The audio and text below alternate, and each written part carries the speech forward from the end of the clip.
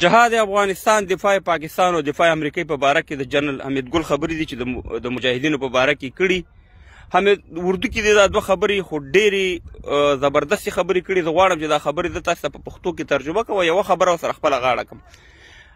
حمید ګل خو به تاسې پېژنئ، افغانان اوس مړ دی، د پاکستان د آی اس آی پخوانی مشر تېر شوی، او که نه یې پېژنئ نو د مجاهدینو لیډرانو آقاو، د دې پیرو او دغه شان د کرنل امام د دې مشر و، دغه شان د ضیاء الحق د دې مشر و، دغه شان د امریکې پخوانی رئیس جمهور ریګن د دې مشر و. ځکه د الله او د الله رسول خبره دې نه منله، مګر د کرنل امام او د حمید ګل خبره به دغه لیډرانو مجاهدینو لیډران درته ښیم، عام مجاهدین درته نه ښیم.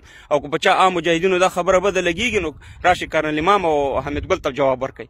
نو هغې یو دوه خبرې ډېرې مشهورې کړي، او درېیمه خبره به ورسره زه غاړه کوم. هغه وایي چې موږ د مجاهدینو په وخت کې چې کله جهاد افغانستان او دفاع پاکستان او دفاع امریکا وه، نو هغه وایي چې موږ د امریکې د سی ای په کومک موږ آی اس آی روسانو ته شکست ورکړو. موږ نه ښیي، موږ مجاهدین او د عام ولس زموږ خلک نه ښیي، افغانان نه ښیي. هغه وایي موږ آی اس آی د امریکې په کومک روسانو ته شکست ورکړو. بیا د طالبانو په وخت کې یو بله خبره کوي، دغه 4 کاله مخکې د 5 کاله مخکې خبره، وایي موږ د امریکې په کومک د سی ای په کومک آی اس آی امریکایانو ته به شکست ورکوي په افغانستان کې ښیي. یعنې بیا د طالبان دې ته ویست، مجاهدین دې ته ویست، یعنې خپله آی اس آی ښیي. خو موږ ورته حمید ګل ته یو بله خبره ډالۍ کوو چې د امریکې په کومک آی اس آی خپل پاکستان ته شکست ورکو او همیشه غلام ساتلی دی، او غلام به تر ورته قیمته پورې وي.